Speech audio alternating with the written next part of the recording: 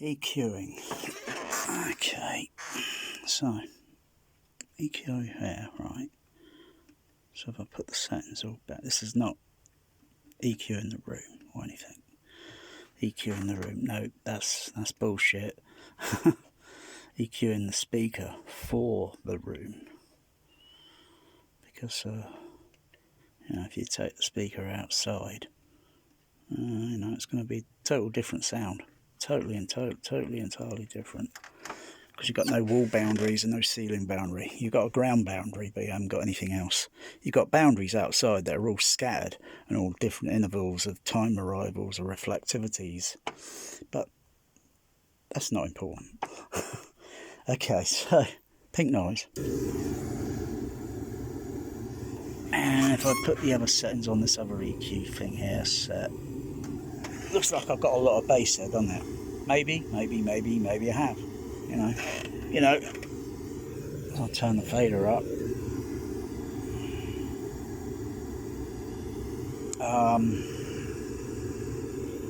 Maybe something's emphasising. Maybe something's, So I think, okay.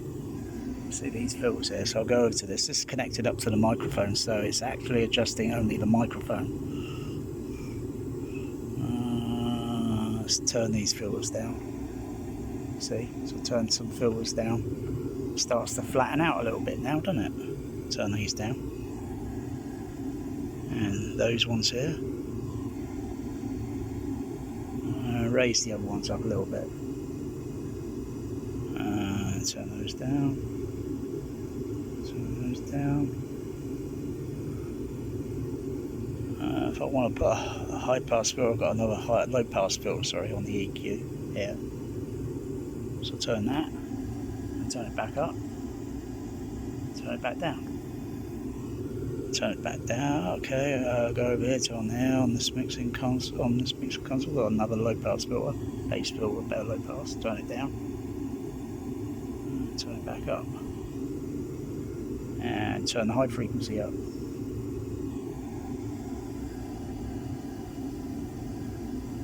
Well, if you had real good hearing range and such, and because my ear is really generally hearing something that's like a proportion of large sound audibility, and the rest is very tiny, so it's like going over to even though it's going on the Sweet Checks crossover, I could still put a 48 dB filter at 200 Hz and turn it off, turn it back on, so it's almost like a brick wall, and turn it up to the highest frequency.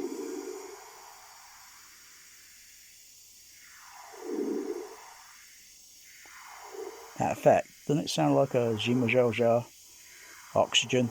Because he's got that kind of whooshy keyboard synthesized thing, hasn't he?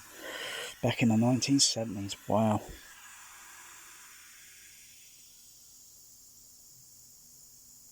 So filter out the rest of the frequencies, turn it up a bit. It sounds like that.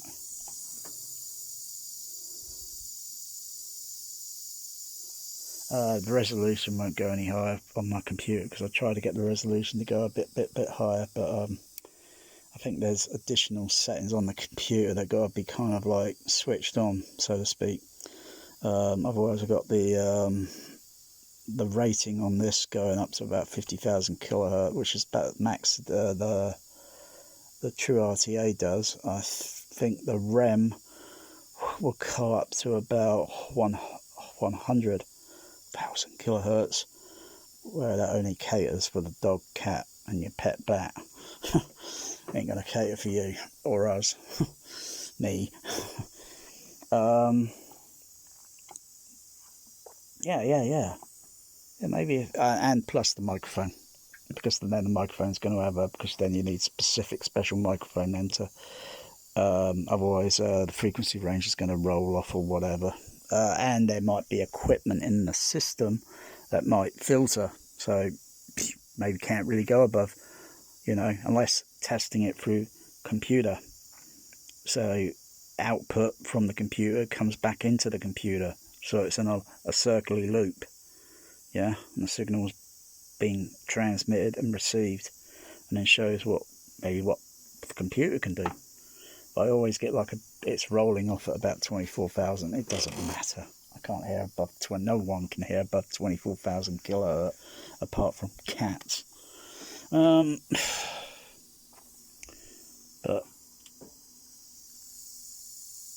yeah, that high frequency. If I were to play that in a movie, it sounds very weird.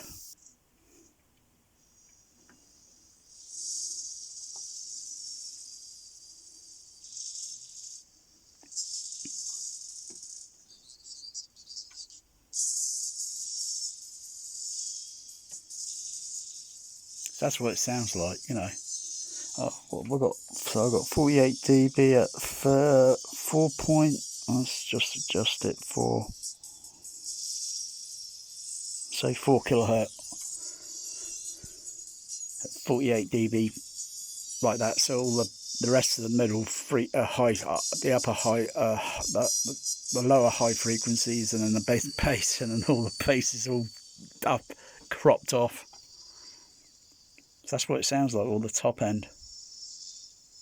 There'll be a nice bit of high frequency coming up in a moment when the Lotus is. It's time to say goodbye to an old friend. And you got a high frequency, like whizzy, buzzy sound. It sounds almost like the sound on I think one of those portable camera flashes that went on an SLR camera or something.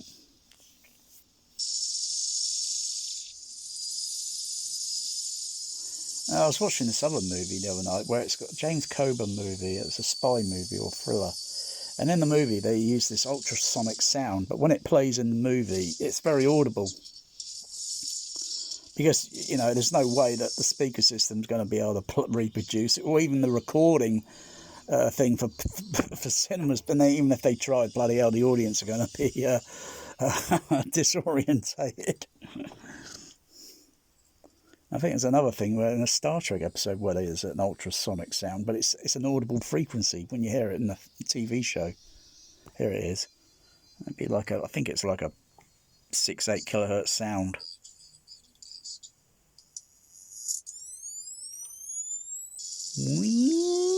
Here it is. It sounds like a camera flash being charged up. So I'll play that again.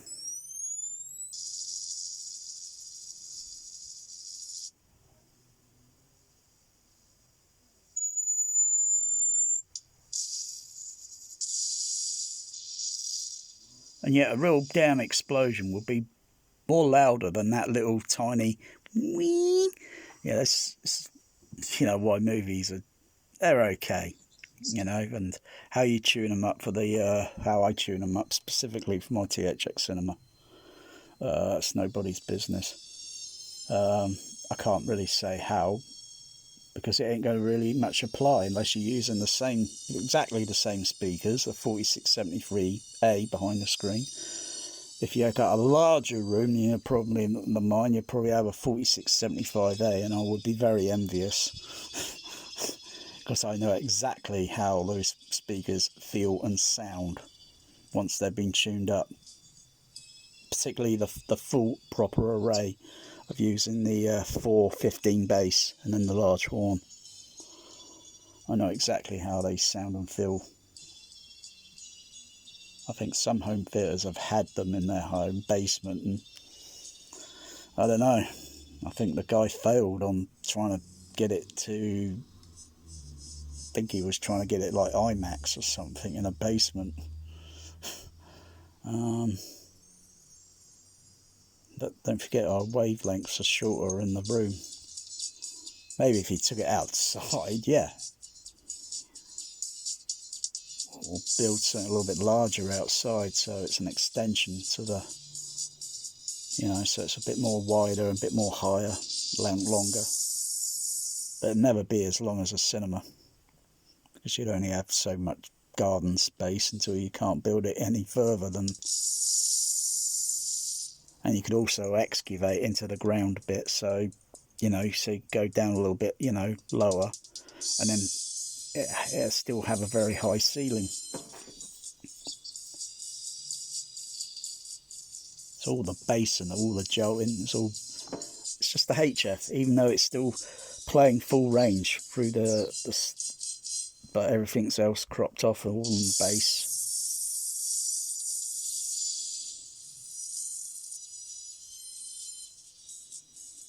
And the film soundtrack only goes so high up in frequency range. It doesn't even reach anywhere up to near 20,000 kilohertz, the film mix on this movie. There's only a few movies where I've seen where the high frequency like really gets really high. Like Alien 3, up to about 18,000 kilohertz with a certain sound effect. Anyway. Glug, glug, glug, glug, glug. Glug, glug, glug, glug.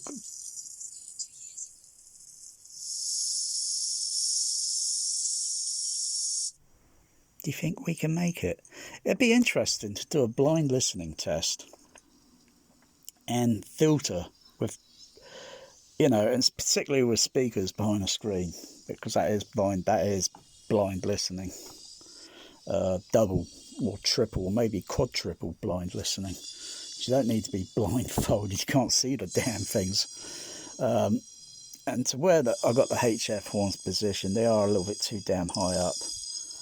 I should have made my stage a little bit lower, 8 inches lower, and they'll be 8 inches lower down, but I'm surprised they still give good sound out to this position because of their directivity, the off axis vertically and horizontally. But yeah, if we not have an image playing, and then see if someone recognizes the movie just because it's playing not much of the frequency range, and it's like you're only capturing a little portion of it, and it's like and it's even more difficult when doing it with low frequency down to a certain range, where one person might, if they listen to song or whatever, or music, film, whatever, enough times, and they probably notice the bass beat and probably think, I think that is such and such. Because it is very easy to fool someone. It would fool me.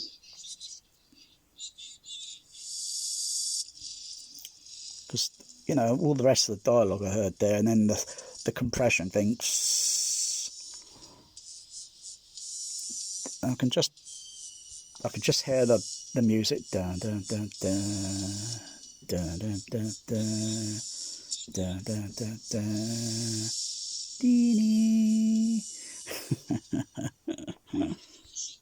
My God, she's right behind us.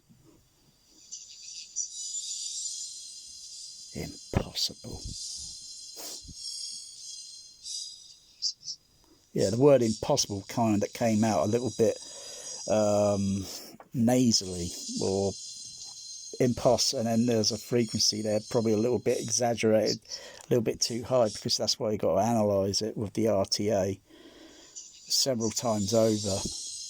So the frequency response is relatively flat, particularly when you go behind a screen, because when you put screen material there, it's like this. Hang on. It does that effect. Even though my hand is kind of transparent, if I had a very bright xenon lamp behind it, I'd probably just see. But no, not as transparent as the screen fabric material, but it still pushes the sound kind of backward slightly, and on certain frequencies, and other frequencies passing through. And it does all weird things, and you've got to balance all that out across the screen to where the HFs are placed, and to where the HF, how close it is to the screen itself. Because if you were to have the screen material in a wider room where you've got microphones behind it and do a video, so you can see the side profile of where the microphones are, the screen is, the speakers, And this really only matters much for the high frequencies, so the HF horns, because that's where you get your clarity, your transparency, and localization. The bass frequencies will be still there. They'll be changed a little bit by it. So I suppose, yeah, keep it all in and just see how close, you know, to the screen. And don't worry, you know, because the port air blowing out from the ports, it's hardly going to make that screen material move around, you know, unless you're doing something really stupid where the whole rest of the blooming sound is just rubbish because it doesn't even merge with the surround channel's frequency response, and then it's just going to sound like a mess. It's got to still balance through, so it sounds like the surround channels, any signal passing from the screen channel into the surround should be seamless. Once all the frequency's done, it should be seamless. And when you turn the surround on and off, you notice the difference with the sound being panned. I was outside tonight looking at the ISS passing overhead. About 2306 hours. Pretty impressive. 7-minute duration. About 87 degree. West over to westerly over to easterly direction.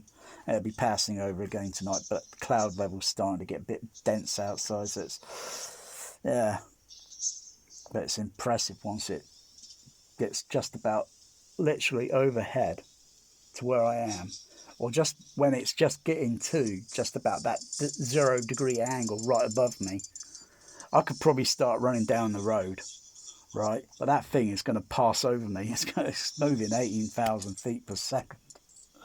18,000 feet per second. Flipping fast. Get a wood mindset. You get a good ISS workout. It inspires. Oh dear. This movie is so damn... Look at the scale. Look at the scale of it.